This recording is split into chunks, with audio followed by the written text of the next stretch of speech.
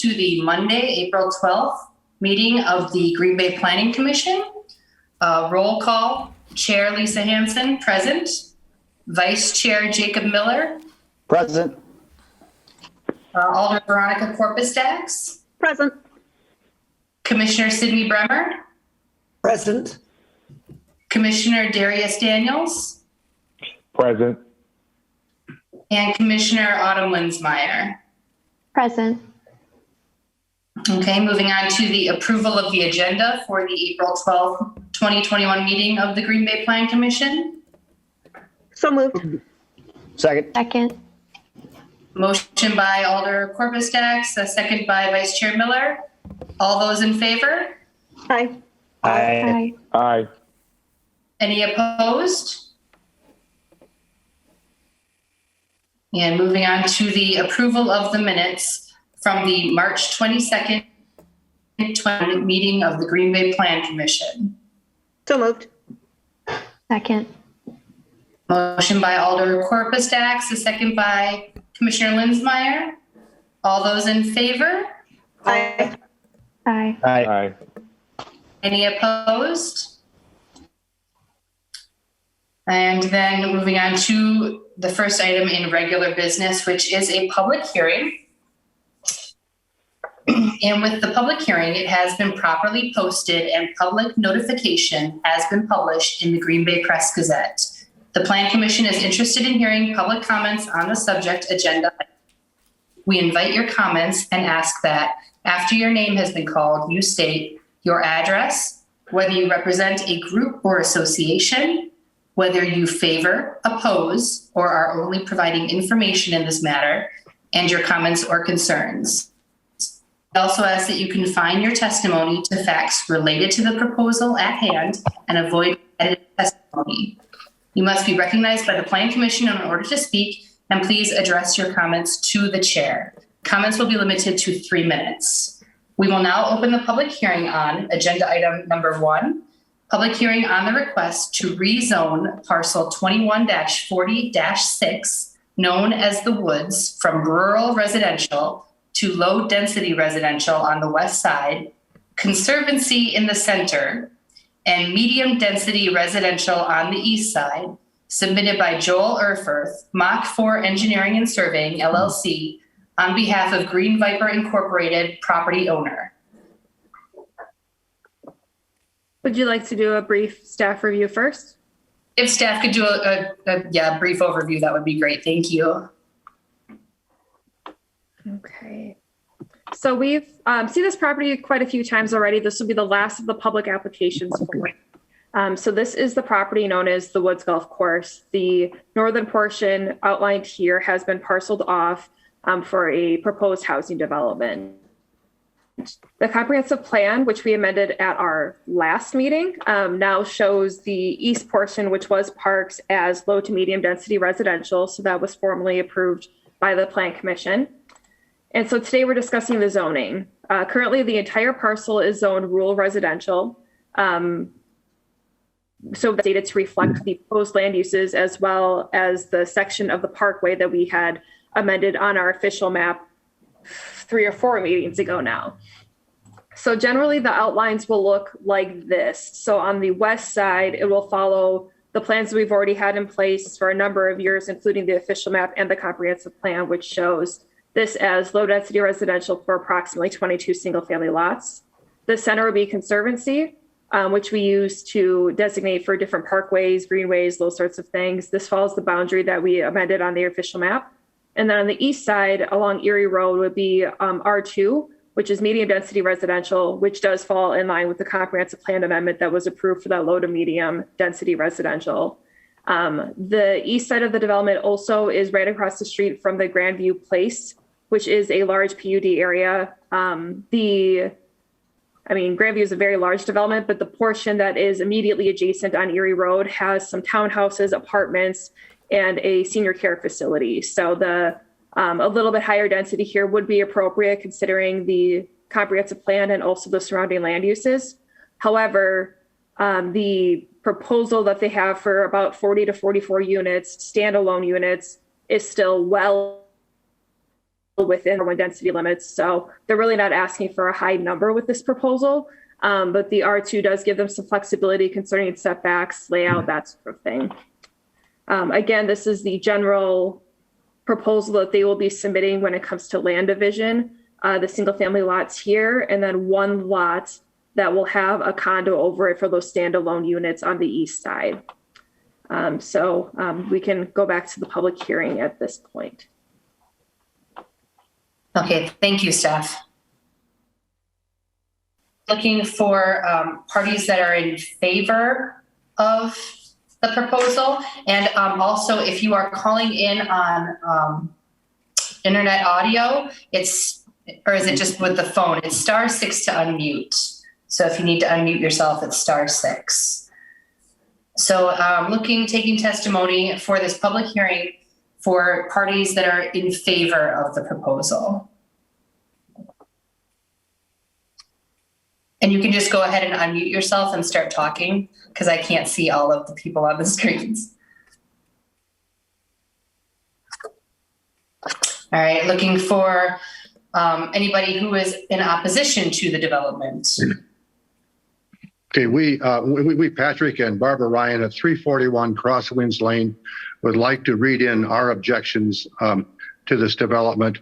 First of all, our opposition has been well documented through the last couple of meetings when the rezoning of other portions of this development were considered. We and others purchased these properties for their idyllic setting, the green space, recreational value, and those with a minimal vehicular traffic. Obviously, our objections have, I know, they've been listened to, but have not been. There's been no actual change in this here.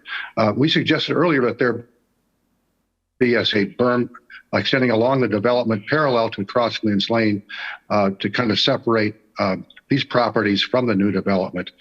This apparently has not been discussed any further. I would suggest that for properties most compromised by this woods development, that there be at least a planting of trees or some other green plantings in order to provide some sort of aesthetic barrier between us and the development.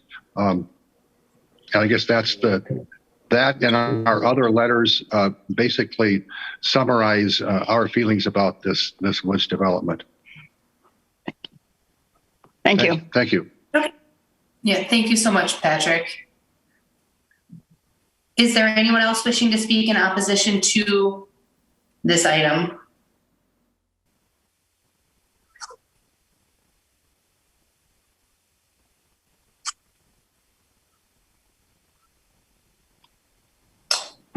Is there anyone that's looking to provide information only on this item?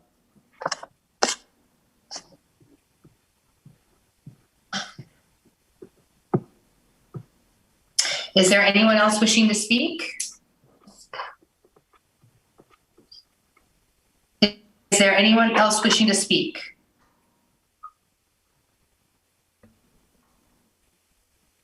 Is there anyone else wishing to speak? Let the record reflect that no one came forward and this public hearing is now closed.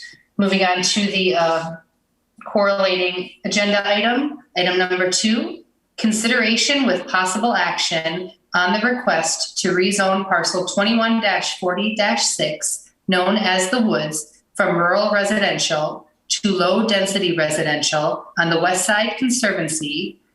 Oh, sorry, I'm reading that wrong. To low density residential on the west side, Conservancy in the center, and medium density residential on the east side, submitted by Joel Erfurth, Mach 4 Engineering and Surveying LLC, on behalf of Green Viper Incorporated property owner. Thank you, Madam Chair. Yes, this is a pretty lofty request. There are 3 different rezonings going on in one parcel, so sorry that it's such a long title. Again, I'd just like to reiterate some of the facts of the case here for the rezoning. So on the left-hand side here for the west side of the development, just a reminder that none of this has needed to be amended thus far. So our comprehensive plan was calling for low density residential up until this point. Also, this roadway pattern was also on our official map and has been for a number of years. So this portion on the west side really isn't any major change aside from the rezoning that would be needed for the permits to be pulled here. The center we've talked about until we're blue in the face. So I think we're all set with that. The parkway, this is really just the boundaries that we've already established. Again, a reminder that there would be no access to the Bear Creek Parkway that is further northwest on this site. This is private land to the north, so there would be no access at that point, but there are access points to this conservancy area through the south on their site plan. The portion on the east side for the R2 zoning, I think that there's been a little bit of confusion throughout some of the applications on what a condo means. A condo is just a type of ownership. It doesn't tell you what style of building it is. So these would still be appearing as single family standalone units. There wouldn't be an apartment complex or a row house, townhouse, nothing like that. They're standalone units. Again, that condo plat and the R2 just gives them some leniency and ability to be creative with these wetlanding and setbacks are concerned. So we are in support of both of those measures. We did receive from our traffic engineer a memo discerning any traffic concerns, and that came up at our last meeting. So I can share that as well, even though it's kind of lengthy. Dave Hansen is our traffic engineer here, and basically this data just states that there are no concerns, that a traffic impact analysis would not be needed for the type of development that is being proposed at the amount of car vehicle generation trips that they would be able to anticipate from this.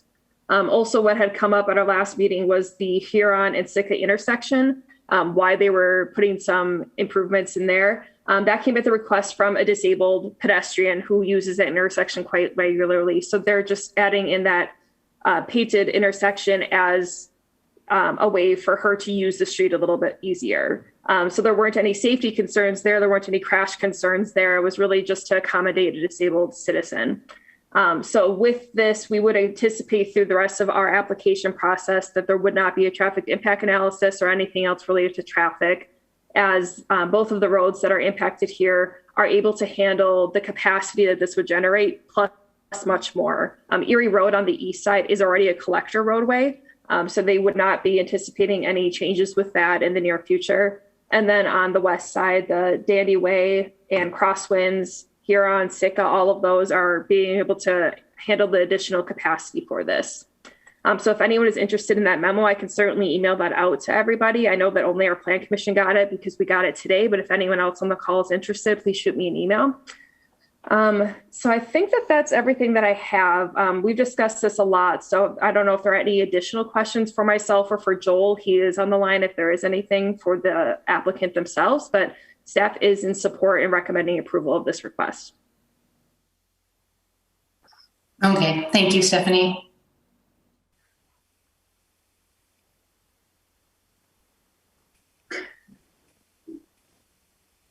Was there any discussion amongst the commission or any questions for staff?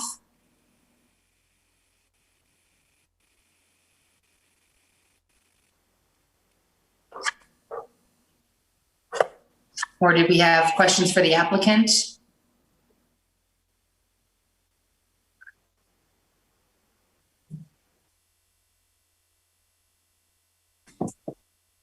I have a question.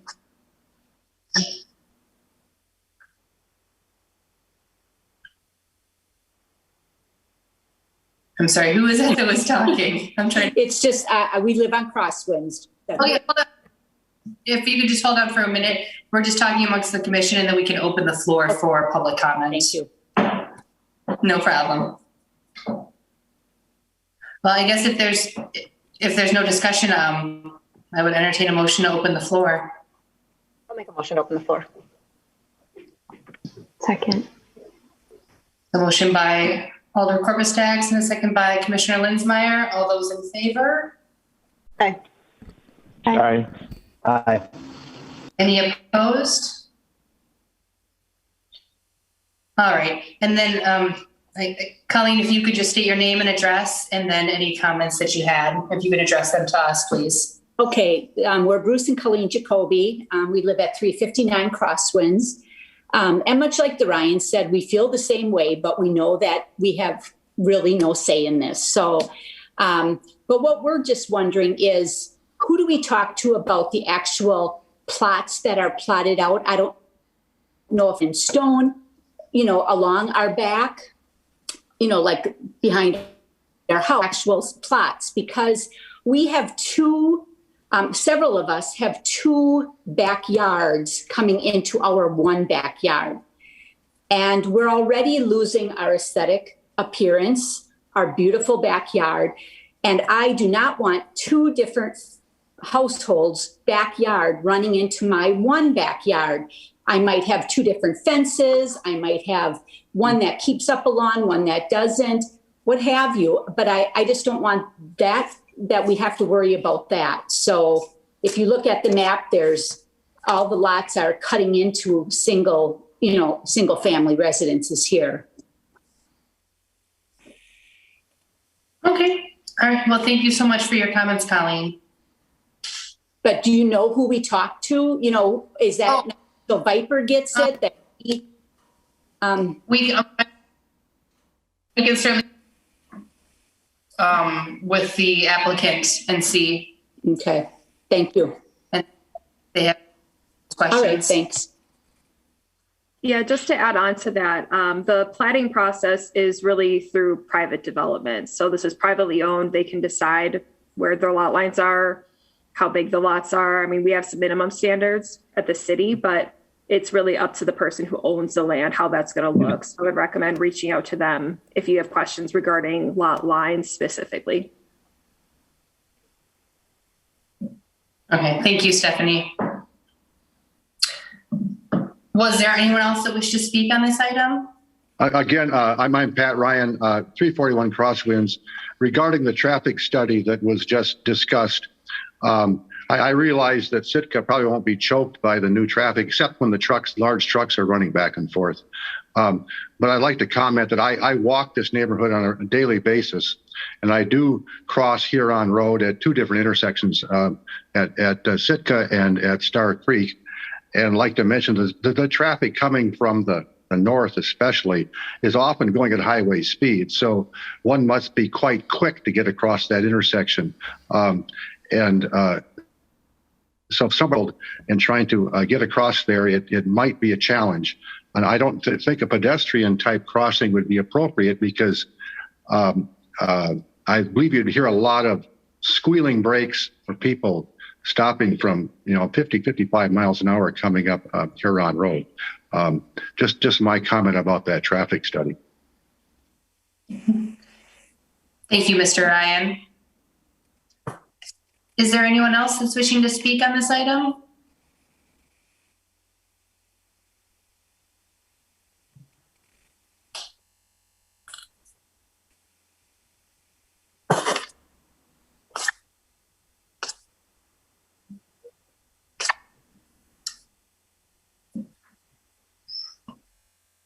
It doesn't seem like I guess I would entertain a motion to close the floor and return to regular order.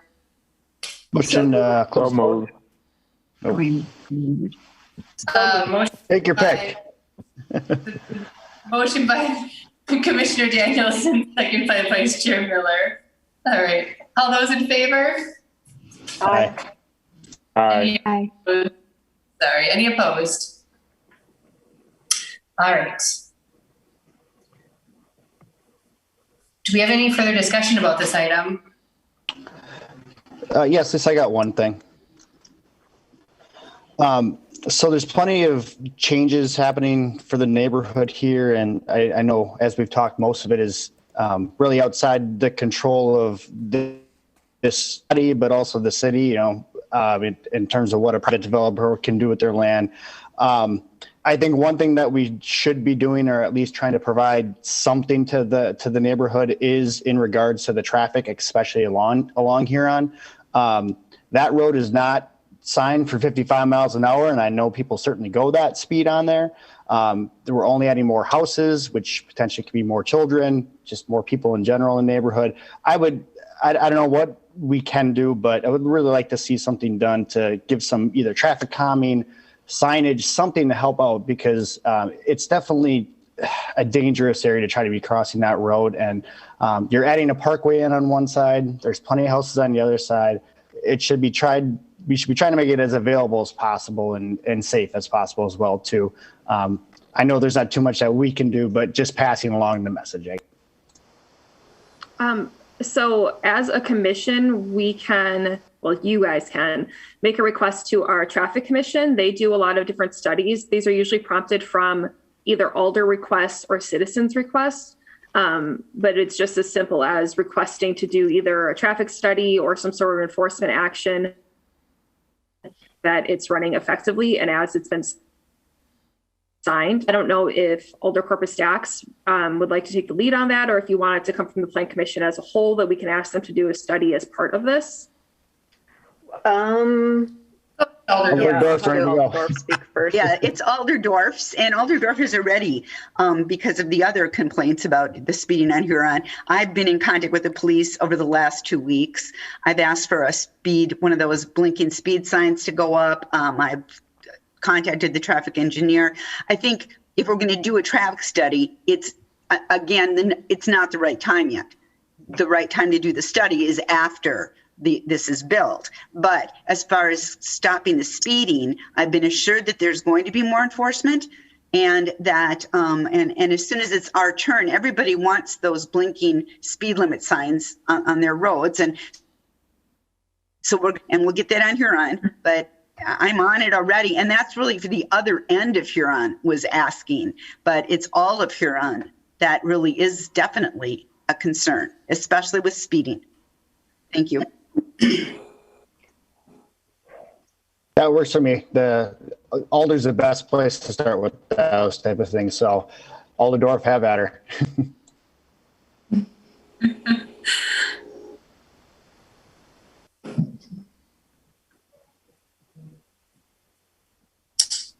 So any further discussion on the item?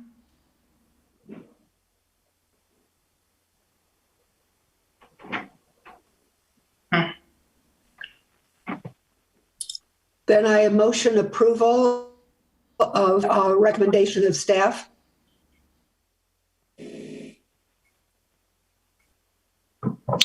Second. The motion by Commissioner Bremer, second by Vice Chair Miller. Is there any further discussion? Okay, with that, we'll take a voice vote. So all those in favor? Aye. Aye. Aye. Any opposed? Now we'll also vote in favor, so that moves on unanimously to City Council, the next City Council meeting. April 20th. Okay. So moving on to the April 20th City Council meeting.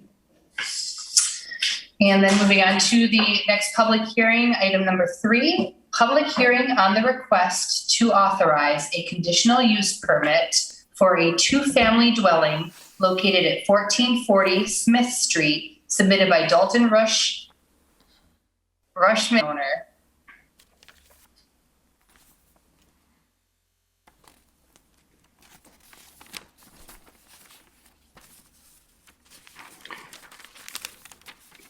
Perfect. Sorry, I don't know if my Wi-Fi is lagging a bit, but this is my agenda item. We received, well, do you want me just to give like a quick rundown on the background first? Just a brief overview so we know what we're looking at or what people might be commenting on. Sure. So this is located on the east side. Kathy isn't available to attend. However, she didn't receive any feedback. I didn't receive anything either from any adjacent property owners. And I don't think Kathy is on this call. She did let us know that she was going to be absent, which was okay. So we had an applicant from Dalton for applying for a conditional use permit at 1440 Smith Street. So it's currently a 3-unit apartment building, kind of multifamily. It's zoned R1, and he wants to make it a 2-unit dwelling, side by side duplex. He purchased this building very early 2021, and he's put a lot of work into it so far. We can run probably to the next slide.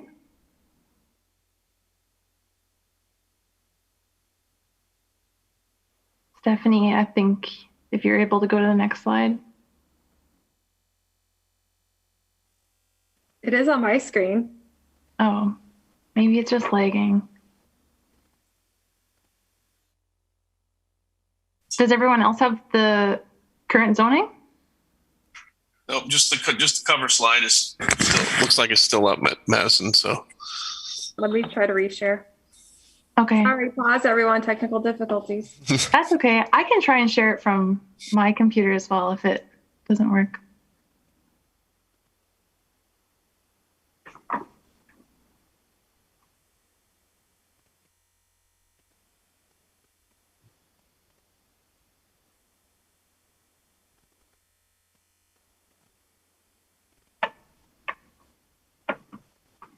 Okay, perfect. So the current zoning, as you can see, is R1, low density residential, and pretty much everything north, south, east, and west, other than Farland Park, which is to the east. And you can tell this this parcel is actually located kind of at a cul-de-sac type dead end with the railroads behind it and then the park.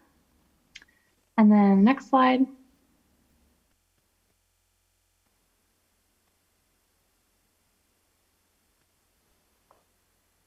I don't know why this is changing as I change them.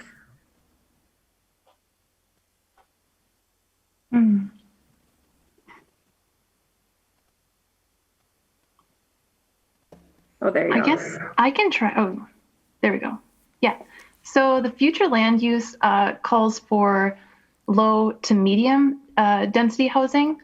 And the applicant wants to turn this into a duplex, and he's already done a lot of improvements, such as painting the walls and the trim and the exterior, installed new trim and floors throughout, new doors, light fixtures, hardware, appliances, everything else. If approved, let me get a little bit of an aerial here. Actually, the two photos on the right-hand side of the slide, above and below, I actually went there today because I did want to see this out.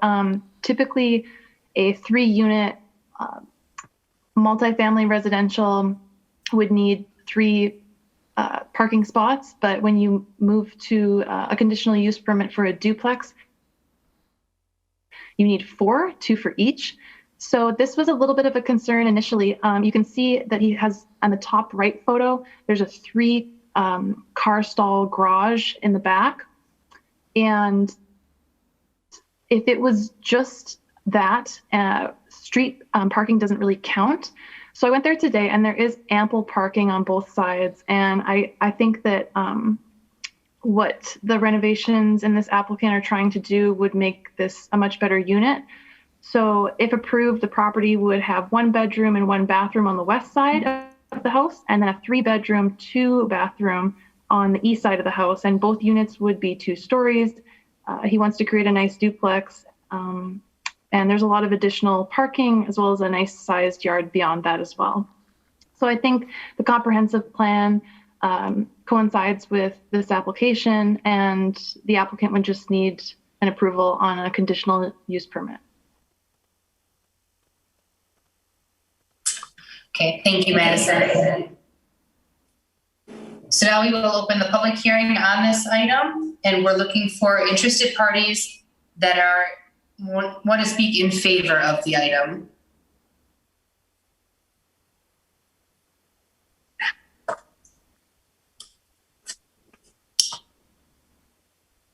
Is there anyone looking to speak who is in opposition to the item?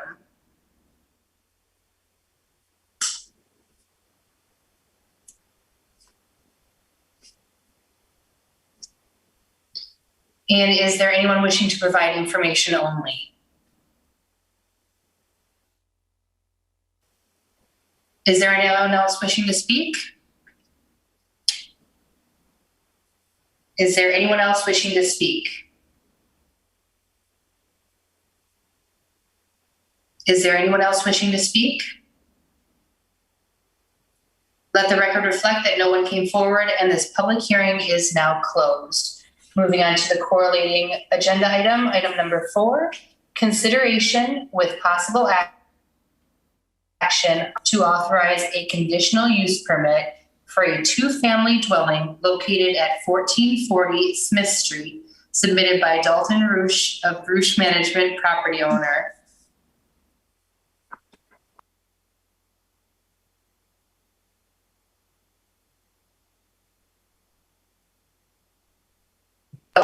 So I guess, Madison, we've pretty much gone over all the information you have as far as this item, correct? With the Yeah.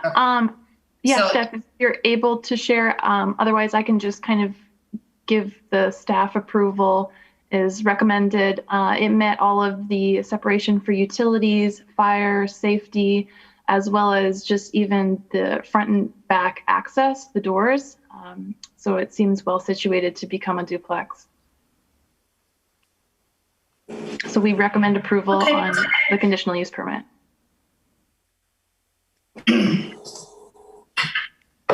Is there any discussion amongst the commission?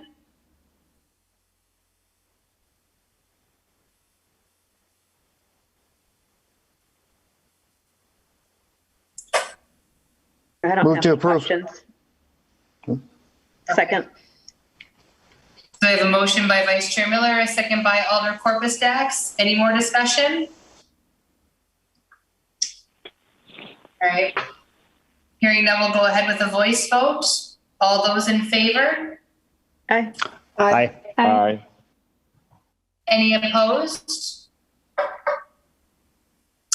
And I will also vote in favor, so that moves forward unanimous April 20th meeting of City Council. Thank you, Madam Chair. And I'm sorry, what was that? Oh, I just said thank you, Madam Chair. Oh, thank you, Madison. All right, moving on to agenda item number 5, public hearing on the request to authorize a conditional use permit for a drive-through facility at 1979 Main Street, submitted by Mark Rodriguez, Smitco Eateries applicant. Thank you, Madam Chair. I'll give a real brief overview. This property at 1979 is very near the Main and East Mason Street intersection. 1979 Main currently is Wally Spot, a popular supper club in town. The proposal is to construct a Popeyes restaurant on this site. The parcel is almost about 2 acres in size. It's kind of a flag-shaped parcel that has main frontage on Main Street, as well as access to St. Bernard Court. And I can provide more details in the action item. Okay, thank you, Paul. So now looking for interested parties that want to speak in favor of this item.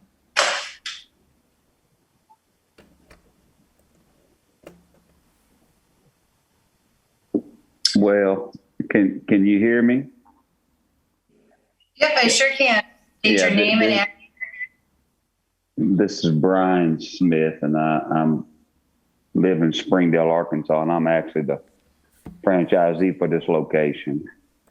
I'm the Popeyes Louisiana Kitchen franchisee for that market, and of course we're proposing to bring a restaurant there at that site, and of course I should have brought everybody chicken sandwiches. We could have just had the meeting at our restaurant. We could have just had chicken sandwiches, but I didn't plan for that. So, but anyway, so we would appreciate, the city's cooperation in getting that restaurant placed on that site.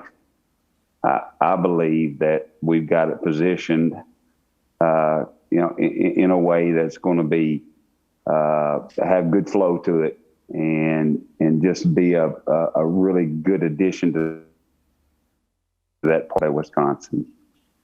So I'm in favor of it. So.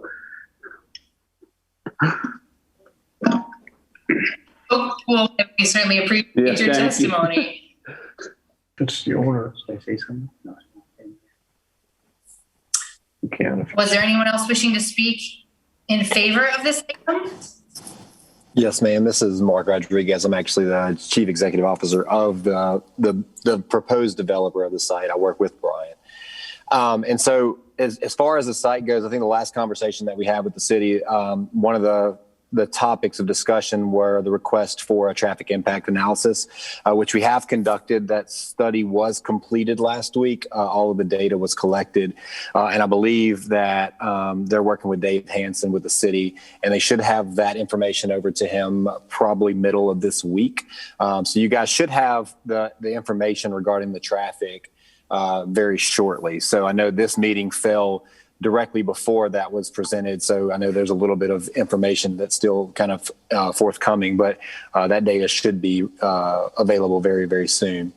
And I think one of the other topics of discussion that we had was requiring a variance in regards to the square footage of the building in relationship to the site dimensions. And I know that was one topic of discussion that came up as well, since I think the city requires a 10% building square footage to site square footage. I'm not sure if I'm wording that correctly, and we're under that. But I wanted to mention that because of the site, it's a little bit unique in the fact that even though it is a 1.8 acre site, we're only dealing with approximately 150 or so feet of frontage across Main Street. So it does propose a little bit of a unique scenario trying to use that site for anything much more than what we have. I think Paul had mentioned that it has access to St. Bernard. And I would say I'm not so sure that we actually have access to St. Bernard. I don't think there's actually an access point throughout that residential corridor to the east of the site. I think it's blocked off, or it's landscaped off in some regard. So I don't think that there is a current access to that outlet, nor do we propose having one. So I think that the drive-through concept, it proposes a little bit of limitations in regard to, because a lot of your business is flowing through a drive-through, it is a little bit tricky to have enough property access to accommodate all the traffic flow while keeping your building large enough to accommodate the city requirement of that 10%. So I think that's really the argument that we have with that site. Plus, I think having a little bit of additional site dimensions does give us a little bit more flexibility, larger amounts of traffic that we could possibly see.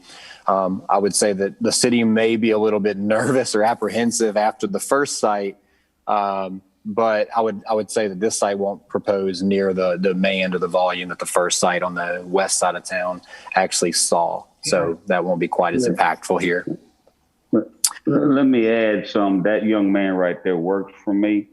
And let me tell you something. If we had that kind of traffic, it'd kill us all. So but no, on a serious note, this is my 27th restaurant, and I've been in other markets, and it's never, ever, ever, ever the same response, as when you penetrate the market initially. So anyway, so I wanted to add that I know that the city's kind of lit, but first of all, we have that site's big enough, but we'll stack traffic at the very back, but it won't be anything near what we saw on the west side, just because we had just penetrated the market, and now that the market has had our product, it won't be near that. And like I said, if it would kill us all, me and Mark. So anyway, I just wanted to add that.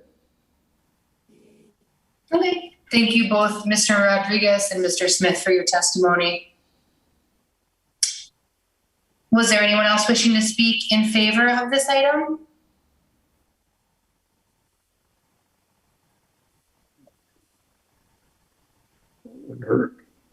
Was there anyone looking to speak in opposition to this item? Yes. If you could just state your name and address for the record and confine your testimony to 3. My name is Heather Schuyler, and I live at 519 St. Bernard Drive. And I'm right in the cul-de-sac, 100 yards away from Wally Spot Supper Club. I am not in agreement with this decision. I do not want to here. I moved here within the last year because it's a residential area. It's quiet. I am also an employee of Wally Spot. Wally Spot has been in business for 74 years. It is a family there. It's an established, nostalgic supper club here in the city of Green Bay, which we do not have too many left. I'm not finding this to be a good decision. I do not want that traffic at the end of my cul-de-sac. I see what happened on the west side. I do not want that. I'm the closest house it's going to be to this Popeyes, and I am not in favor of it at all. And I just moved here. Does she own the house? Traffic, everything. I got to hear that to-go orders when people are ordering over the microphone. Everything. I'm not happy about it, and I'm not happy that Wally Spot would be closing a place that has established, that has good food, good all the way around.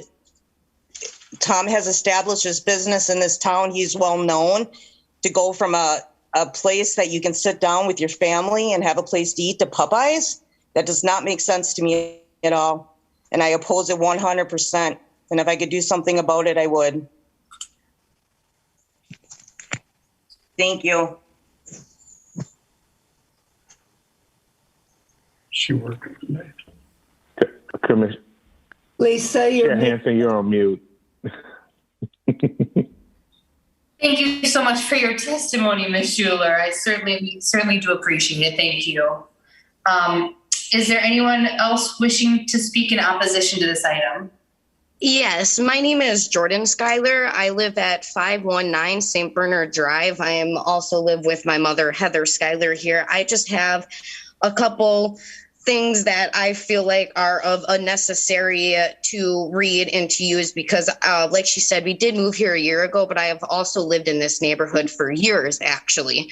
I'm 25 years old and I've lived here my whole life, but I'm really concerned about the turn area off of Bader and onto Main Street. On a daily basis, when I go, I wait there from a minimum from 5 to 10 minutes just to get into a turn lane because everybody blocks it off. And I'm concerned with all that traffic cause a lot of backups and a lot of accidents. And as well as turning into Walgreens, a lot of people don't know how to use that or to work it, and there ends up being a lot of mishaps right there too as well. And I'm also very concerned about the school area. Isn't this in a school district? And with all the buses coming through and all that traffic from all the schools near here, especially St. Bernard's right here, I am just concerned about all the more backup because I know, let alone on my road on St. Bernard's, it is backed up massively just to get the buses and the kids out of school. So those are just my main concerns. Again, I am concerned about the turn off to Bader into East Mason and the turn from East Mason to Main Street and the turn from Main Street into East Mason. Thank you. Okay. Thank you so much for your testimony, Ms. Schuler. Anyone else wishing to speak in opposition to this item?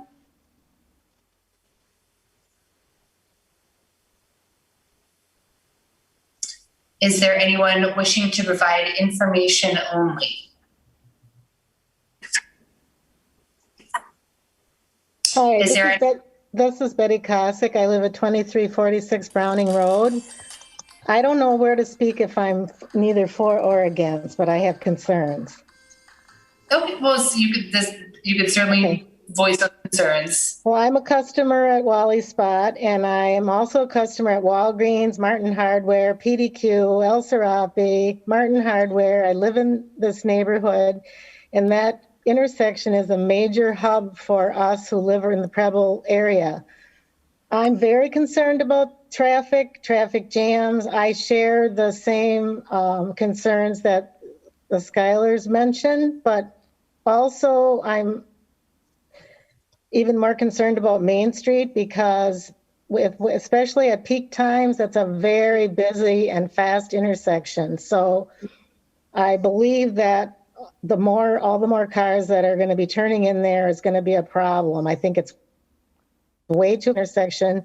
I agree. And I do have major concerns, but it's early and I haven't seen the plan for how they're going to route traffic through there. So I'm kind of on the fence waiting to see what they're going to propose because we haven't seen the plans for, I heard something about a 2-lane drive-through or something or other, but we haven't seen that. So, or I haven't seen it. So I am very concerned and I will continue to keep an eye on it. Thanks so much for listening. Thank you so much for your testimony, Ms. Kosick. Sorry if I mispronounced that. Is there anyone else wishing to speak on this item? As a developer, I can offer some context to the concerns that were mentioned, if that's okay. At this item, we can address those on the actual agenda item. Sure. So this is just the public hearing where people can come forward with any questions or in favor and opposition. So we will address it though. No, I understand. Thanks. Is there anyone else wishing to speak? I don't know if this is allowed, but I'm also speaking for my grandma too. I'm Jordan Schuyler. I do live here, but I'm also speaking for my grandma as well. She lives very near. She's 2 houses away, and she is also imposed of it and also an employee of Tom, which is Elizabeth Conrad. She's at 504 Beater Street, and she is opposed as well, basically for the same reasons what the, I forgot her last name. I didn't want to slaughter it either, what the lady said prior to. And then our same concerns too. Basically, traffic is a major concern. And because we're so close here and it is residential, we're not looking for a fast food joint to be put there. That's traffic, definitely the traffic. I see so much. I mean, we just saw 6 undercover cops take out an SUV last weekend and almost hit everybody in the intersection. That's the type of intersection it is. It's not the first time, it ain't the last time. And then you're going to have fast food traffic on top of it. So, but my mom wanted to voice her concern because my dad is immobile and she couldn't be able to come to the meeting. So she is opposed to the idea as well. I'm sorry. I also wanted to add, I know they kind of said something about returned. Oh. Okay, I'm sorry. Who's speaking right now? That was Heather Schuyler. This is Jordan Schuyler. Now I'm sorry. We're sitting right to each other in this meeting together because we lived in the same house. Okay. And we have already taken testimony from you, but if you would like to add yes, I just wanted to add something because I forgot about it. You were speaking, they were speaking about the dead end and having that there. And we hear that we get a lot of people that sometimes just literally drive through the sidewalk on Walgreens property and on a Wally Spot property and use that as a driveway, which I obviously do not like, and I do not want the traffic through my dead end drive or having it as a hangout spot for people to eat their food in the back there. So I am also concerned about that too as well. Thank you. Okay.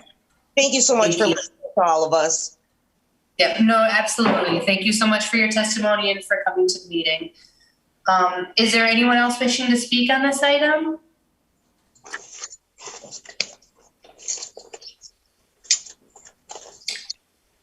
Is there anyone else wishing to speak?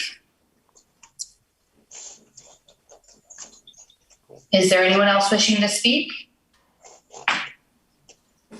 Let the record reflect that no one came forward, and this public hearing is now closed. Moving on to the agenda item number 6, consideration with possible action on a request to authorize a conditional use permit for a drive-through facility at 1979 Main Street, submitted by Mark Rodriguez, Smitco Eateries applicant. Thank you, Madam Chair. Just waiting for the screen to pop up here quick.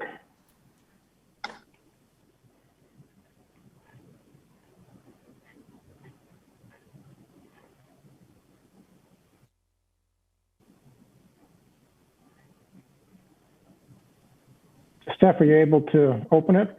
It says it's open on mine. I feel like someone else should take this over. This obviously isn't cooperating on my end today. Okay. Do you want me to try and do it?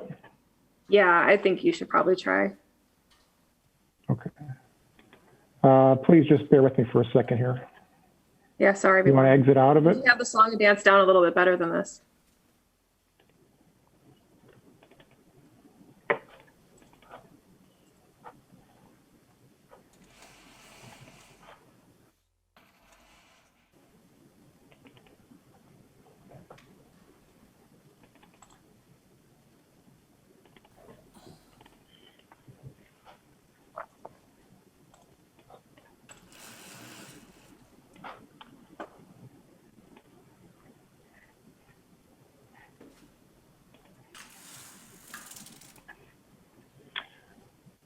It's loading. It's coming here. Let's see.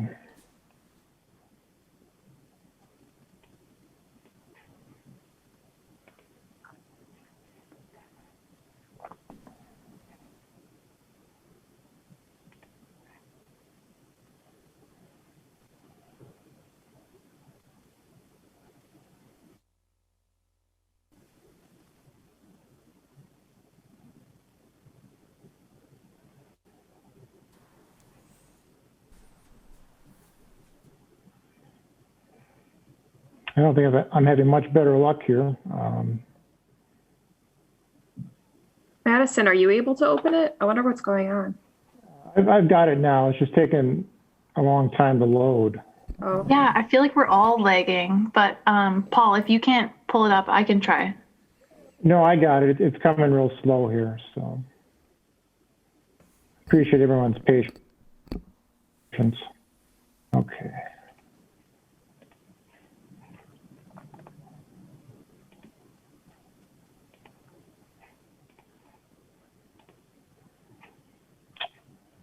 Okay, can everyone see the screen? Okay, Yes. All right, so we're back. Sorry about that. Again, the subject property is outlined in red here. This is Wally Spot, an existing supper club restaurant near the intersection. The flag-shaped parcel here, it's about almost 2 acres in size. A commercial corridor, certainly along Main Street and East Mason Street. When we look at the comprehensive plan, a lot of this red represents commercial land uses. So this use certainly is compliant with the comprehensive plan as recommended. The zoning is a little different. Again, the red here represents the general commercial zoning for the parcel, but there is a band of low density residential R1 zoning here. I'm not quite sure why that's in place. That may go back several years. It may have been used as a spite strip, possibly to prevent any sort of access to St. Bernard Drive or Court here. So that's an interesting case, but it's not hugely relative right at this point. This is a site. Again, you can kind of see the flag-shaped nature of the parcel here. All the access would come from Main Street to access the restaurant. There is no access to St. Bernard Court. That's not proposed. The balance of this property would be left as is, so to speak. The supper club would be removed with the construction of about a 2,600 square foot restaurant. Again, ideally with the drive-through facility here. Again, the need for the conditional use permit. So when we look at the CUP, there's about 7 different criteria that we look at in evaluating a conditional use permit. We found 3 areas of concern to staff. One has to do with the FAR. I think that was mentioned by the applicant previously. This is a parcel that's about 1.94 acres in size. They're going to utilize about 38,000 square feet of that. The building itself puts them well under the 0.1 requirement for a floor area ratio. Again, that's the relationship of the building build out to the parcel area. The other concern, I guess, maybe does kind of relate back to the R1 zoning that's on this property here. In essence, the placement of this building kind of landlocks this parcel back here. As you recall, there was some commercial zoning back against the residential properties in this R1 zoning. I think staff would like some more details from the owner about how they plan to use that property in the future. Not that it would require a land division or anything like that, but just some idea for the residents, and I think for staff to better understand how this property could be used. Staff feel this might be an opportunity to create some transition between the commercial uses and the residential uses, but certainly we can't dictate that. We'd like to see what the applicant is thinking. So they're not proposing any sort of land divisions at this point. They're keeping this as one parcel for the drive-through. The other issue, I guess the big issue, is the traffic impact analysis. When we first got a wind of this, thought about putting a Popeyes on here, and the incredible luck that they've had and good business on the west side, we involved our traffic engineer right away, Dave Hansen, and he's requested a traffic impact analysis to be studied and provided. And apparently it is ready, but I think he'll need some time to go through that and provide some response or recommendation to our staff and ultimately the Plan Commission. So with that said, we're kind of looking to delay this request until we have more of those details. We did notify property owners within 200 feet of this request. We didn't receive any calls or questions regarding this. Again, here's some elevations of the proposed use. Again, very similar to the west side development. So tonight, staff is requesting that this item, or recommending that this item be tabled for further information related to the TIA, and consideration is given to the applicant regarding the future zoning and land use for the balance of that property to the north.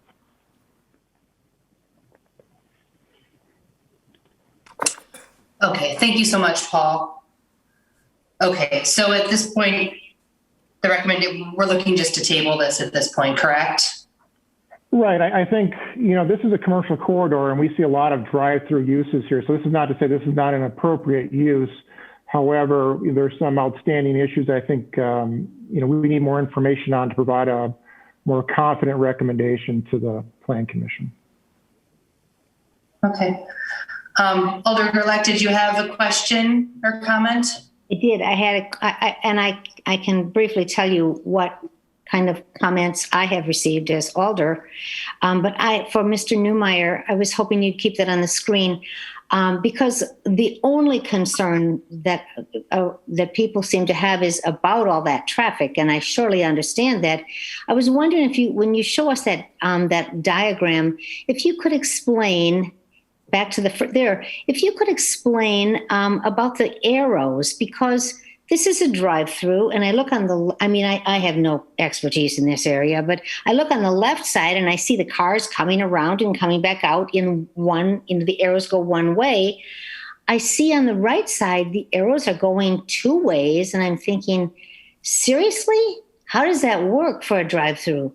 The other question I have about this is, why would they not set that back farther so that there's more space for those cars to be coming off of Main Street and staying off of Main Street? Can you explain that at all? Well, sure. Sorry, this is a layout that was provided by the developer, so we just react to that. Again, this is the main entry. I think this is the existing driveway that they're going to repurpose here. So traffic would come in, they'd come around the east side of the building, right? And then there are two, I suppose, drive-through or order areas, and they would come through on a pickup window, probably in this area here. It looks like they have an emergency exit lane, although not required potentially in the future based on updates that we've recommended regarding the drive-through ordinance, but that traffic would come through on the window. There might be other traffic that needs to get around the building for whatever reason, and I think that's why maybe you see an ability to do that here. There's also a dumpster here. So that might give a dumpster an ability to, pick up the refuse in that area as well. So, yeah. Thank you. Madam Chair, this is Commissioner Bremer speaking. I'd like to move to table this without further discussion since I would vote against it right now based on the traffic concern, which I certainly share. That's an area that I often go through. So I absolutely cannot go forward without a reflection on the traffic impact study presented to us. And with that in mind, I'd like to move to table this until, let's see, is our next meeting reasonable, Paul? I can't speak for our traffic engineer. I want to give him enough runway to review the traffic analysis and give us some good recommendations. So we'll bring it back as soon as we can. Yeah. So it's until such time as that information is available to us from the traffic engineer. Yes, correct. I'll second that. I think that's the biggest concern for all of us is the traffic. And then that's been my number one complaint that I've been receiving. Seeing what happened over on West Mason and the traffic there. I mean, hearing that this was and knowing that intersection, traffic is a huge concern right there. So yes, I second the motion. Okay. And Alder Galvin, if you have some comments to add. Yeah, I would maybe have you take a look at back when Hardee's was on that intersection, actually on that corner where Walgreens is right now. It was one of the busiest Hardee's in the state of Wisconsin during its time of operation. And it had drive-through and in-store seating. And that was, if it's one of the busiest in Wisconsin, maybe the traffic commission has some study material they did from back in those days. Or maybe look at the amount of traffic accidents that occurred at that intersection related to that restaurant. But as I recall from when I was on the job back then, I don't remember anything unusual about that intersection as being traffic related or any kind of a problem. So, going forward, I realize you guys have your concerns and you want to have a traffic study done online, but I'm just saying, just from in the past, there were no real issues at that intersection when Hardee's was there. Thank you. Thank you, Alder Galvin. Did you have some comments, Commissioner Daniels? Yeah, I just have one thing. I just want to add to what everyone else is saying, and I agree with Commissioner Brenner that tabling it is definitely the best option. I guess what I would be looking for when we went back to that picture of the arrows, the first Popeyes, you actually go around it maybe a time and a half, so you actually don't start right in the drive-through and go through up to the speakers. You actually drive around it. So I guess the biggest concern would be for me, along with traffic, is what about the overflow? And I know the owner talked about they've already penetrated the market and they don't think it's going to be as successful or as busy as the first one. But I guess my concern is, where is the overflow traffic going? Is the overflow traffic that can't fit in the parking lot going onto Mason? That would be a big concern because that's already a very, very busy intersection. So I guess I would be looking for more information around that traffic impact as well. And then maybe more diagram, a more detailed looping all the traffic is going to flow in and out. Because like I said, on the first one, you actually don't go straight up. You don't drive straight up to the speaker. You actually drive around the building a time and a half before it's actually your turn to get to the speaker. So just more detailed around the flow of traffic inside the footprint, as well as what does that overflow go? If that overflow goes onto Mason, then I think that could be problematic. All right, so we have a motion on the floor by Commissioner Bremer and a second by Alder Corpus-Dax to table this item. Is there any further discussion? Yes, Chair. Go ahead. Definitely on board with tabling this till we have the traffic study. A question for Paul, and maybe this is part of it, maybe it's not. Is there any plans in the future for reconstruction of that intersection? I know, and I didn't know if they had any plans in the next 10 years or anything that's going to be reconstructed or reformatted. Not that I've heard of, but I can confirm that with the traffic engineer. The only reason I bring it up is if they're going to start work on it soon, just to take it into consideration if we're looking at everything with it. And Madam Chair, if I could just clarify, in moving to table this, I was not implying that the only issues under consideration would be the traffic at that corner. I'm concerned about the left turns, also concerned about this little extra flag of undeveloped property at the back, and the neighbors who are worried about folks eating in their backyards, basically, and another thing. So the motion to table is not just due to the traffic, but that would be a stopper for me. So I would call for a vote, please. Chair, if I could just add something. Go ahead, Alder Johnson. Thank you. Just a couple things. One is oftentimes we see these discussions around traffic impact studies and the importance they have to these developments. And the one that I hope we're sensitive to is that if we are going to ask the professional opinion of a traffic engineer or a traffic company who does this, and we're asking developers to pay a lot of money to develop these studies, I hope they're not just discarded because our gut tells us that it won't work. And so I kind of want to broach that topic. Obviously, I think it's important we wait to see that traffic study, but I hope that it's given its due, its due recognition.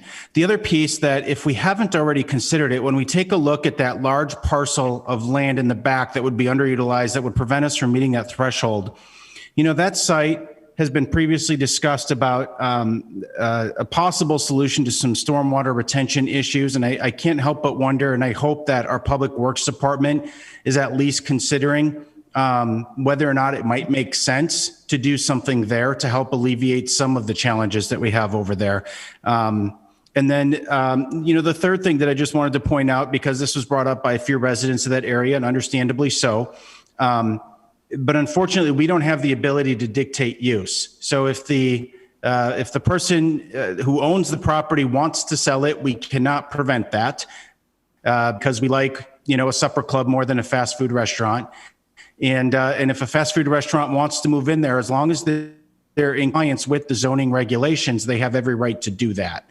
So I just kind of at least wanted to make sure that the folks that live around the area understand that that is the reality of the law, unfortunately, that we don't get to just pick and choose what comes into our neighborhood, but we can talk about ways that we can buffer some of that impact to the neighborhood. And I certainly would hope that the developer would be open to those conversations. So, thank you, Chair. All right. Thank you, Alder Johnson. Go ahead, Alder Kurlak. I just wondered if anybody wanted to hear from the Alder for District 3. My name and phone number were on the letter that went out to people. And I thought perhaps you should know that no one called me and no one emailed me. There was one email that went to Alder Dorf, and she forwarded it to me. And it was about the traffic situation. It appeared to be from someone who understands these things. And I answered her the best I could, not having any information at that point. But the only person who called me about this was Tom Adamani, the owner of Wally Spot. And he called me to see if any neighbors were upset and if there was anyone that he should talk to. I just want to, I don't know if he'll be back on the call next time when you meet, but I just want to say that I agree with the neighbors that it's really hard to say goodbye to Wally Spot. And Tom has been a wonderful neighbor, a very big supporter of the neighborhood association. And it's hard, but I think he'd like to retire. So that has nothing to do with Popeye's Chicken or anything like that. It's just I'd like to recognize him. And the only concern, I went and knocked on doors because no one called me. And the only concern I heard, of course, a few people not but mildly concerned, wondering how the traffic is going to flow and is it going to back up onto Main Street? Really, really serious concern. And the other thing is some neighbors said, Wally Spot has always maintained a privacy fence between us and the business, and they've taken good care of it. And we just hope that the new owners will please do that too. That's all I heard. Okay. Thank you so much for your comments. Go ahead, Alder Corpus. Paul, will we be seeing the traffic impact analysis, or are we just going to see Mr. Hansen's response? Well, you can see both, certainly. The traffic impact analysis is a lot of data that maybe you don't want to see. It's probably a better first stop than anything, but he will provide a. I'm sorry, you cut out a lot. Or was it just me? Oh, I'm sorry. He's thinking we're going to get it. Okay. I'm sorry. You will get both if you want, but I think the executive summary will be the most important. Okay. But we'll have, if we want to be able to see it, we can ask. Sure, but the analysis itself is really a lot of tables of numbers, and it's a lot of data that's not real interesting to read. Alder Dorf. Thank you. Since my fellow alders are speaking, I felt I should say something too. First of all, I loved Alder Johnson's comments. They were excellent. I also want to point out I've been working a lot with another drive-through situation, and we have an ordinance as part of the ordinance that you cannot, from the residential area, that you're not allowed to hear the speakers. And I know that Mr. Newmeyer is also well aware of this ordinance. And I don't think that is a concern that the neighbors will find, because they can't have that set so loudly that the residences around it can hear it. So I just had a piece of information, thought I'd want to share it. Kind of like Popeyes, pretty excited, but we'll see what happens. Thanks. Okay, thank you, Alder Dorf. So we have a motion by Commissioner Bremer and a second by Alder Corpus Dax to table this item. Is there any further discussion? I just have a question. So I know the table motion is on right now, but down the road when we discuss the CUP, is adding or requiring them to maintain the privacy fence something that we can add to that CUP down the road? I certainly think that's a possibility. Sure, there's certain conditions you can add that are reasonable, and the maintenance or improvement of that fence might be something you could consider. Sure. Perfect. Thank you. Any further discussion? All right, hearing none, we'll go ahead with a voice vote. All those in favor? Aye. Aye. Aye. Aye. Any opposed? And I will also vote in favor of tabling this item. All right, so then moving on to item number 7, public hearing on the request to authorize a conditional use permit for a drive-through facility at 1302 East Mason Street, submitted by Steve Beda, Mao and Associates, on behalf of DMG Holdings, LLC, property owner.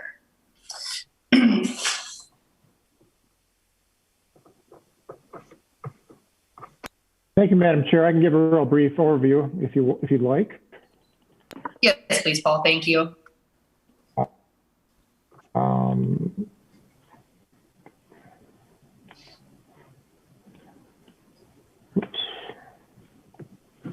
Kind of zoomed out here a little bit, but this property is located at 1302 East Mason Street, right on the corner here. There's 3 parcels that are approximately 16,000 square feet in size.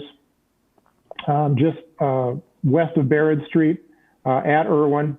The property has a commercial zoning, much like the previous item, and the need is for a conditional use permit to allow for a drive-through. This site would is proposed for scooters, which is a drive-through, I guess I'll call it coffee kiosk type of use, with all access mainly coming on to, well, utilizing Irwin Avenue here. I can provide more details with the action item to come. So now with the public hearing, we're looking for interested parties who are in favor of the item.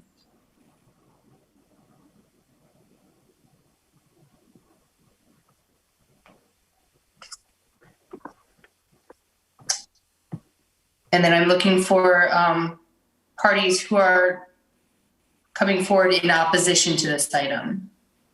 Hello, my name is Don Van Beck. I don't know if I'm for or against yet, but We own the property on the west side of Irwin, which is directly almost across from that driveway that's there now at 616 South Irwin.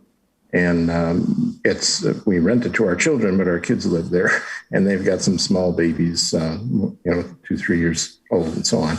We're very concerned about the traffic, and a couple other questions are kind of similar to what came up with the other one. Is about, noise from the drive-through, and what's the plan for, if it's going to be like a Starbucks where they have a line all day long, is that going to impact traffic on Irwin Avenue directly across the street? And, there's a, right on that same street, there's a family services building that has a lot of pickup and drop off of children, for their services. I just don't know if this is a good place for this, but especially if it's coming off Irwin. Okay, thank you so much for your testimony, Dan. And what was your address, please? My address is W687 State Highway 156 in Pulaski, but we own the property on Irwin Street. Correct. Excellent. Thank you so much. Yeah. Is there anyone else wishing to speak in opposition to this item?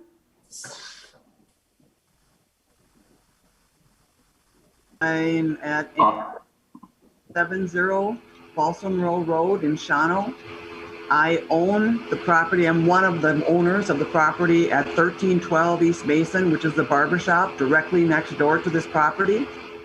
Other than traffic flow, my concern is that there is an easement that goes directly through the middle of this property. And I have not yet seen any plans for the building and traffic flow for the proposed restaurant that would encompass taking care of the easement that's been in place since the 1950s or 20s. Okay, excellent. Thank you. Did you have any more comments? Not at this time. About the easement. Okay, thank you so much for your testimony. And was there anyone else wishing to speak in opposition to this item? I do. My name is Kurt Schweiner. I don't know if, can you hear me? I can hear you if you could just state your address. Okay, please. I'm at 3732 Willow Road, Green Bay. And I'm also one of the property owners of Bill's Barbershop. And my concern is I just want to know how the route of the traffic flow is going to go through there. Is it going to go through our property?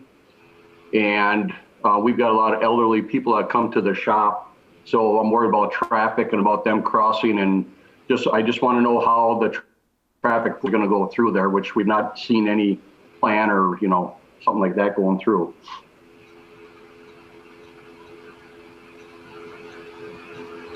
Okay, and we'll certainly, when we get to the action item, I'm certain that we'll probably hear from the applicant and get maybe a little bit more information on that front. Was there anyone else wishing to speak in opposition to this item?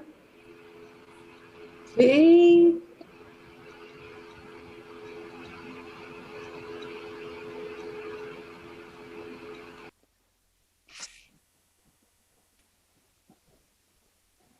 All right, and was there anyone wishing to provide information only?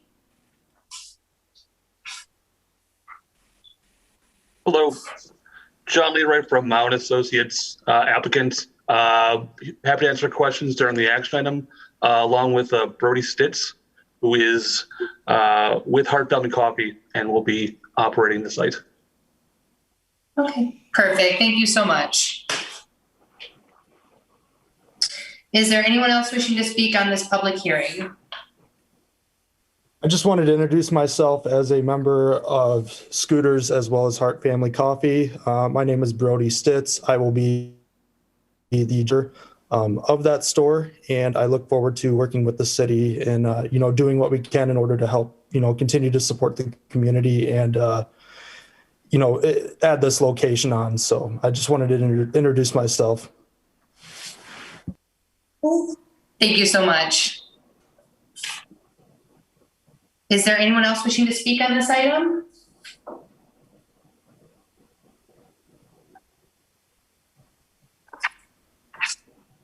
Is there anyone else wishing to speak on this item? Oh, shoot. Yeah, this is Don Van Beckham again. I just had a question on, do we know what the operating hours are going to be of this business? Well, Is it 24 hours a day? I'm sorry. Generally with the public hearings, we have one chance to speak, and then one that our testimony is over at that point. But we will certainly ask when we get to the action item. That's certainly something that we can ask the applicant when that comes up in the next item. Thank you. Is there anyone else wishing to speak?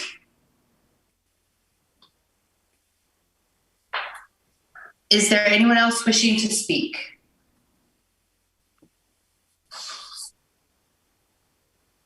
Is there anyone else wishing to speak?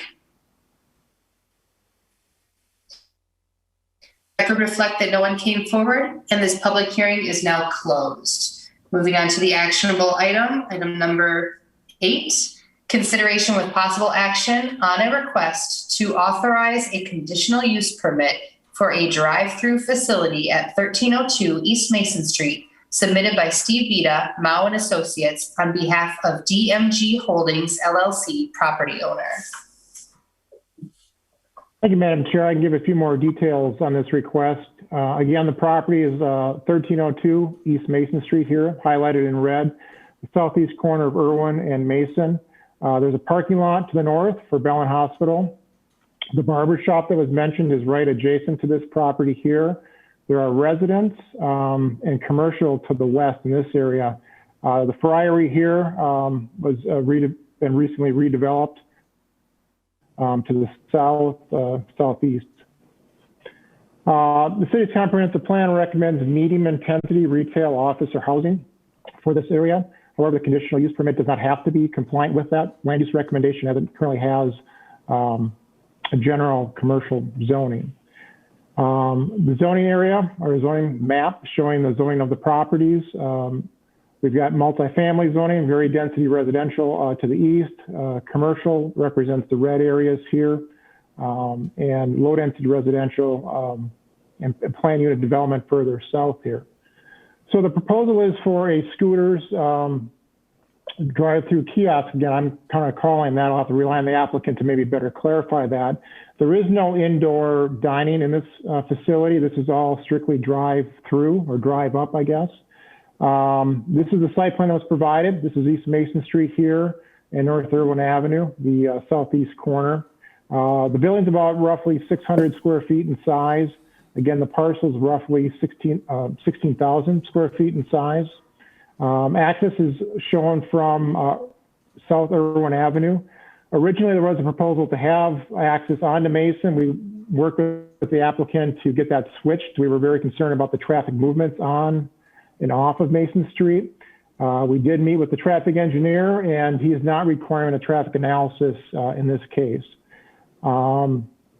So this is the sole access to the site. There is access shown between properties here. I'm not sure of the historical or legacy of that access.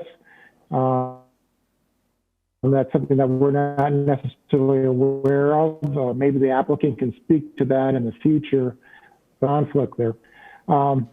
Access would come in through the south, around to the north, and then through and around to the pickup window here.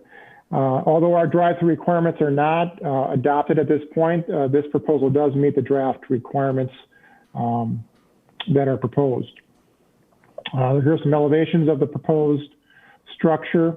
Again, when we look at the criteria for the drive-through, there's one issue that really popped out to us, and that was the FAR, the floor area ratio. That's the relationship between the building footprint and the parcel.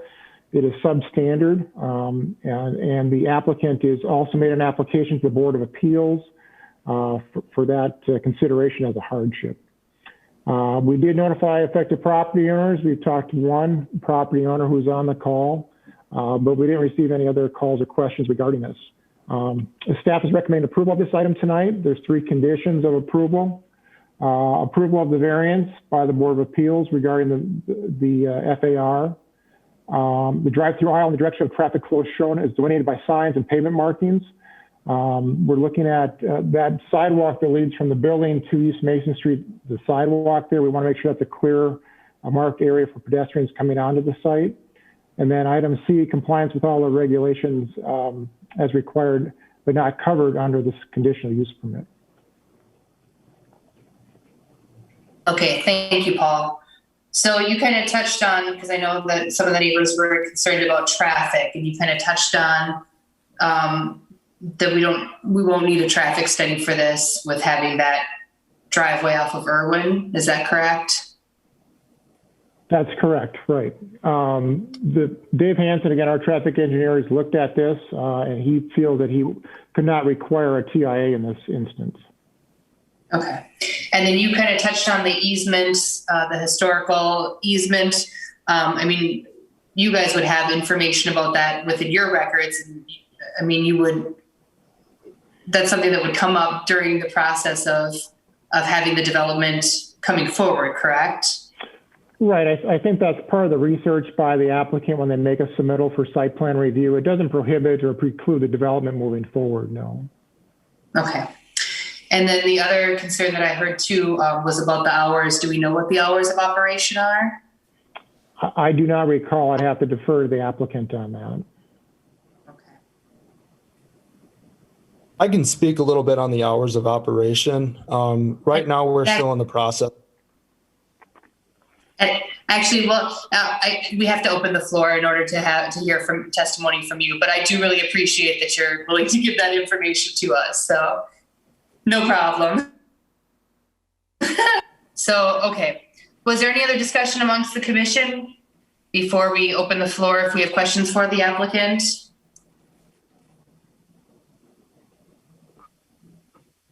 Then I would motion to open the floor.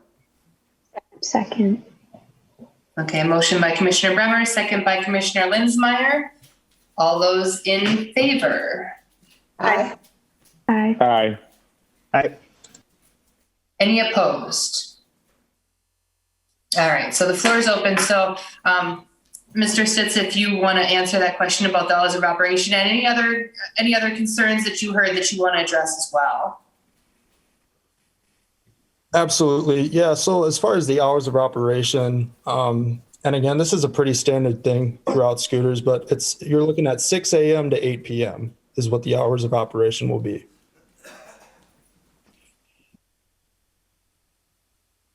Okay. Did any other commissioners have any questions for the applicant?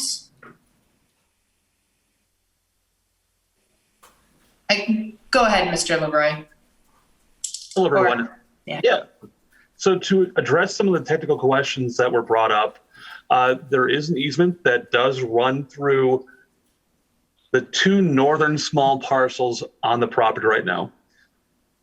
If this is to be approved and go forward, this had to be combined into one parcel itself, the overall 16,000 square feet or so. That 13 feet running off of Irwin, off of an existing driveway leading over to the barber shop itself. When reviewing the site plan itself, the aisle that will be there now in the future, what we're proposing is 24 feet in width and connects back over to Bill's through address coming further south from the intersection at Irwin and Mason to go ahead and try to have a better queuing situation for folks who are leaving both Bill's and scooters to go to the controlled intersection over at Irwin and Mason. As far as I know, there were concerns from folks as far as the amount of traffic on site. The way this is configured right now, approximately 14 cars could go ahead and queue in this driveway to go ahead and service the operations, with 4 cars between the pickup window and the order box, and then room for 10 more cars if it got that busy back behind it. To give a little bit of just what does that mean for folks? I know we looked at Popeyes there and we see what happened over at Taylor Mason. That's a big deal. They always have cars there. We've done some research for some other coffee shops in the area for just some other work we did. And if you happen to go ahead and look at just past random spot shots of different Starbucks in the area at any given moment on the county visuals, you'll see between 1 and 2 cars queued up at any given time. We've checked in the past few months here, as far as during the noontime rush hour, how many max cars end up being at the Starbucks over off of Oneida Street by the Five Guys. The most that ever queued up at any one given time, 7 cars. 14 would be a stretch to expect that many. And Brody, I know that you folks over at Scooters have a decent projection as far as how often or how quick turnaround in services for the coffee folks. It's not like a Popeyes where you're cooking up a bunch of orders here. The coffee service in general is a bit quicker as far as the turnaround time to keep people moving right there. Okay, thank you so much. Go ahead, Daniels. Just a quick question for clarification purposes. When I saw the picture up, would this be a drive-through option for walk-up as well? This is proposed as drive-through only. There's space there for folks to go ahead and to walk up to access the limited parking stalls are there for employees, but it'd be a drive-through only. Okay, thank you.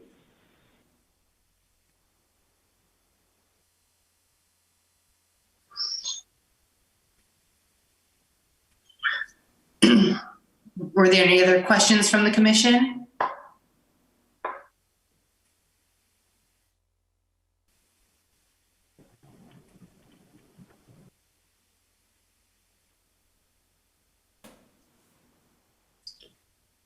Do we have any other questions from the public or statements of concern that haven't been made up previously?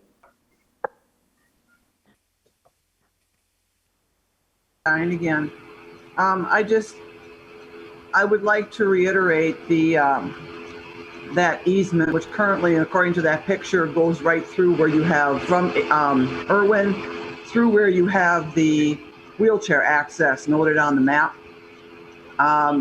And to my brother's point, because we have $9 haircuts for seniors, the vast majority of our customers are in the 80s. So the Irwin accessibility is a very big concern of ours.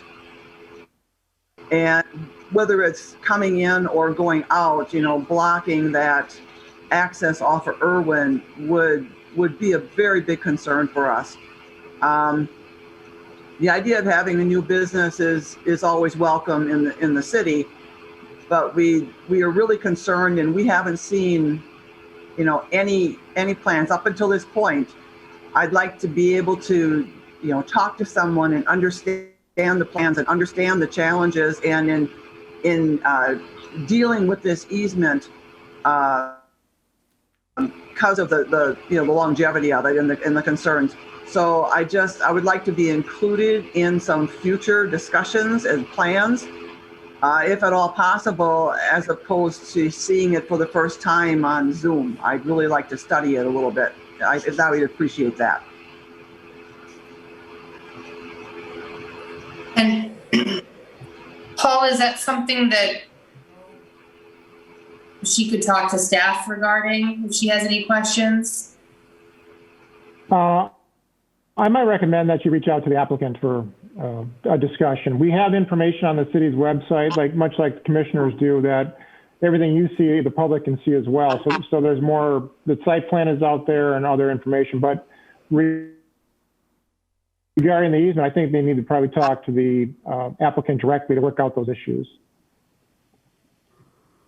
Okay. All right. Thank you, Paul. Was there anyone else from the public that wished to speak on this item? I also have a comment. I'm Celeste, and I live at 2072 Sylvan Court in Green Bay. And I too am one of the co-owners of the barbershop. And we have found that already with Dan Gobin having his parking lot next to ours, that employees are using our Mason Street entrance already to go to the parking lot. And I was thinking, when this building comes up, if someone wants to exit the building onto Irwin and turn left onto Mason, there are only about 2 car lengths space, driveway and the light. So anybody wanting to turn right on Mason will probably opt to not go out Irwin, but instead to continue around the building and go out Bill's Barbershop's entrance onto East Mason to turn right, because it would be a traffic issue for those cars that are waiting to turn left at the light. And so once again, if they start using our driveway and we have our elderly people trying to get to the doors, that it would be a concern for our business. Okay, thank you so much for your testimony. All right.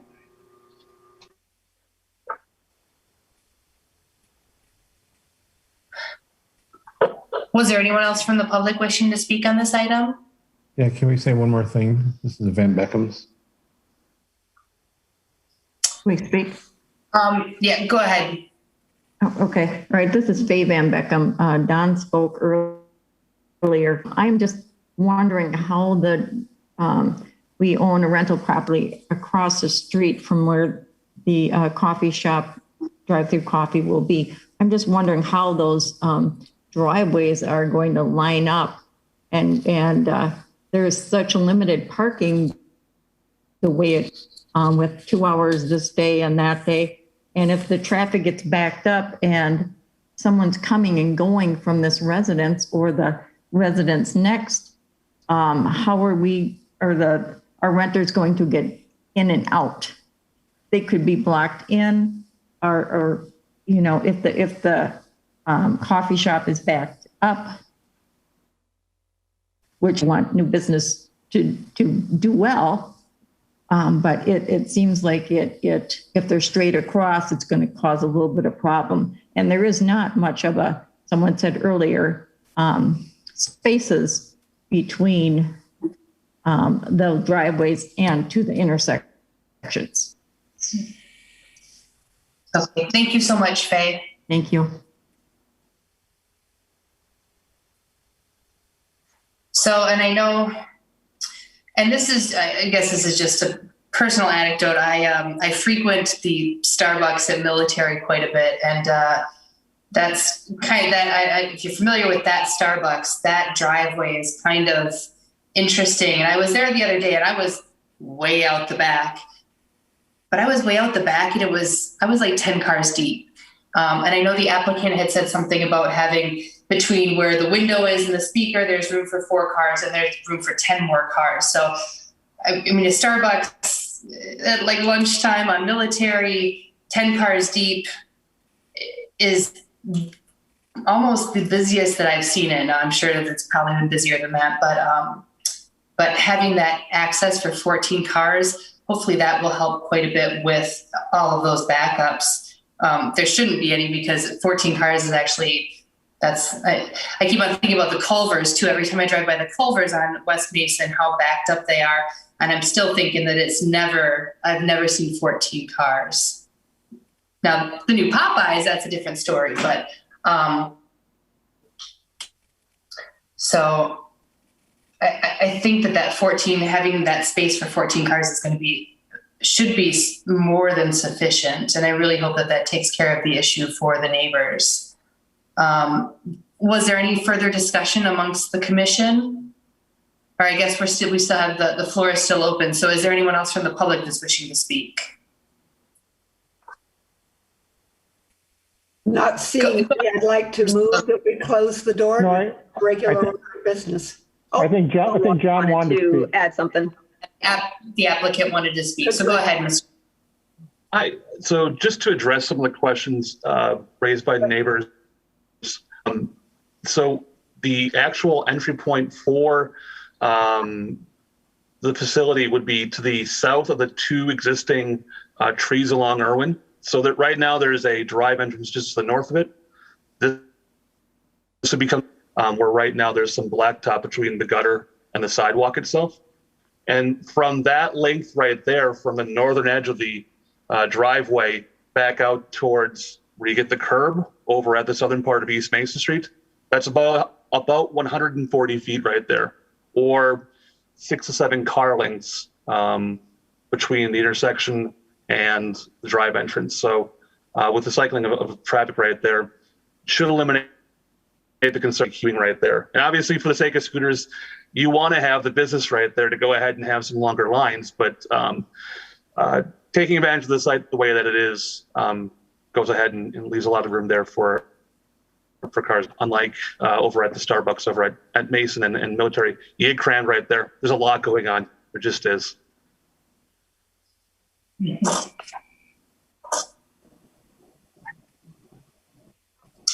All right, was there anyone else from the public wishing to speak on this item?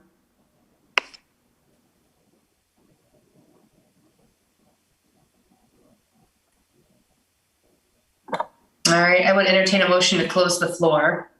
Motion to close the floor. Second. Motion by Alder Corpustak, second by Commissioner Bremer. All those in favor?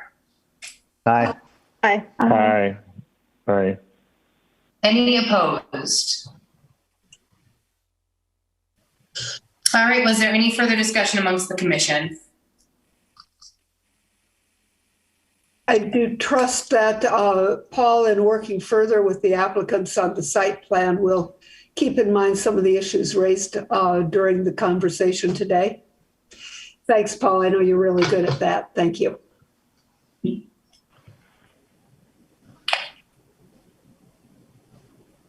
So I'm sorry, was that a Bremer? Nope. But I will if you like. Unless somebody else has any comments or questions. I'll make a motion. I think this is a good small coffee shop for this area. I think they provided great plans showing that they can handle traffic that I would like to see them get. I'd like to see a small business succeed, but we're looking at like Starbucks type traffic, and I don't know if that'll happen, but if it does, I mean, great for them. So, but yes, I make a motion to approve. Second. So we have a motion for Corpus Dax and a second by Commissioner Bremer. Any further discussion? All right, hearing none, I'll go ahead with a voice vote. All those in favor? Aye. Aye. Aye. Any opposed?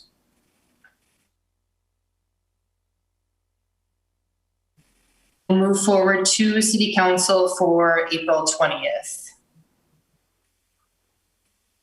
And then on to the next public hearing on the request to amend sections 13.605, 14-302, and 14.303 of the Green Bay Municipal Code related to removal of area development plan language submitted by Community and Economic Development.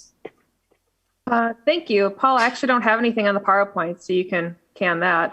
The next three items are all related to the area development plans in the city. So generally, these are pieces of the official map out of practice here in Green Bay as far as planning staff is concerned. So we're really just trying to remove the language about area development plans and then also remove them from the official map themselves. So that's what the next three items are about.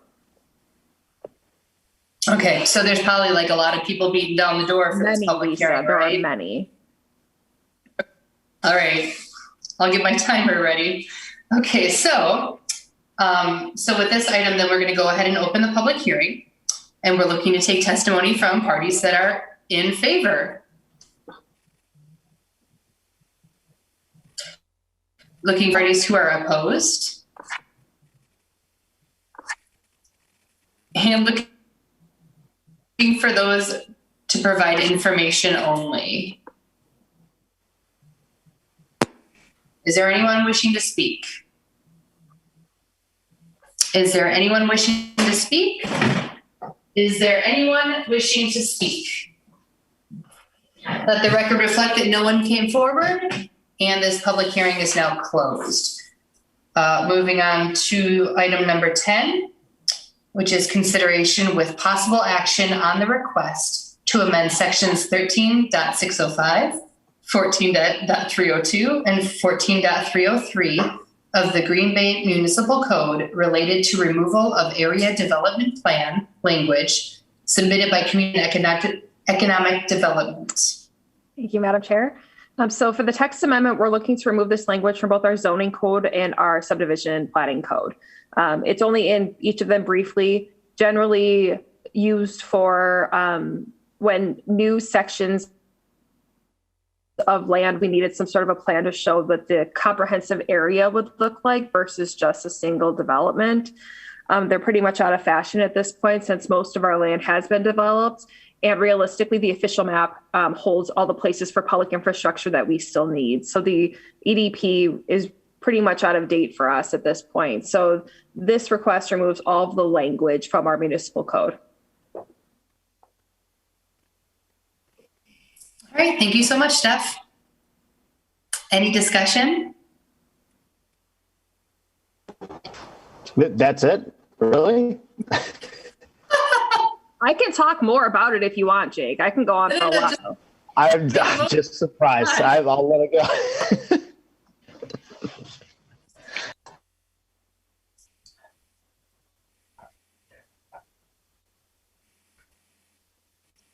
Motion to approve? Second. Second. A motion by, by Alder Corpus Dax and a second by Commissioner Linsmeyer. Is there any further discussion? Hearing none, I'll go ahead with a voice vote. All those in favor? Aye. Aye. Aye. Any opposed? And does that need to move forward anywhere? Yes, it goes for city council Reading. on the 20th. On the 20th. Okay, perfect. So moving ahead to city council on April 20th. And on to item number 11, consideration with possible action on the request to remove all area development plans from the city's official map submitted by Community and Economic Development. So this is the mapping piece of the puzzle. Right now, our official map shows the entire city laid out in different numbered sections, which need to be removed. And then the area development plan language is on the map as well. So it's basically just removing those numbers and those boundaries. It would keep in place everything that's already on the official map. So removing the ADPs does not take out any of the proposed roadways, proposed parkways, anything like that. It only just removes the boundaries. Motion to approve? Can I get a second? Oh, sorry. Second. You were too quick there, Veronica. Wait, now I know who's claiming I that did the second? second. Okay, all right. I can do the Yeah, second. all right. We've got a motion by Alder Corpus Dax and a second by Commissioner Daniels. Any further discussion? All those in favor? Aye. Aye. Aye. Aye. Any opposed? All right, and then that will move forward to City Council for April 20th. And informational director's report.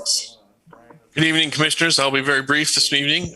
Just a couple of quick updates. Several TIF district amendments have proceeded and gone to City Council and Joint Review Board, and so that includes closures of TIF 7, 8, and 9, and then so an amendment to TID 23, essentially to keep some projects moving there. So we're likely to see, now that we've closed 3, we're likely to see adding probably a couple of districts later on this year, depending on exactly so there's a couple downtown I think we need, and possibly one for the industrial area on the east side. We may be looking at creating some additional districts now as well. So we'll keep you posted on that as to additional information. Staff is in receipt of a commercial market study conducted by NAI Pfefferly for us in terms of looking at the industrial, office, retail, and multifamily markets. Provide some good direction. A lot of things we suspected, but now we have hard data behind some of those. Certainly that went to our EDA to be placed on file. If anyone is interested in that, we'd be happy to share that document with anyone on the commission if you would be interested.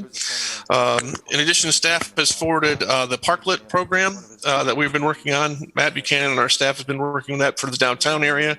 That's proceeding, final guidelines and applications for that, as well as our shared corridor plan. So in terms of establishing pedestrian and bikeways on some of our existing routes, how to improve those and make that a little bit more amenable to alternative forms of transportation has moved forward and was adopted as well. And then just in general, we do continue to work on several new residential projects. Hopefully several of them will be coming your way here, possibly even in the May and June months. We hope to bring some additional projects. So we are excited to see some things moving forward, things continuing to thaw out a little bit from the pandemic conditions, I think, of 2020. So we are looking forward to seeing some additional activity and keeping you guys engaged on every other Monday night here for a while for the foreseeable future. So with that, available to answer any questions.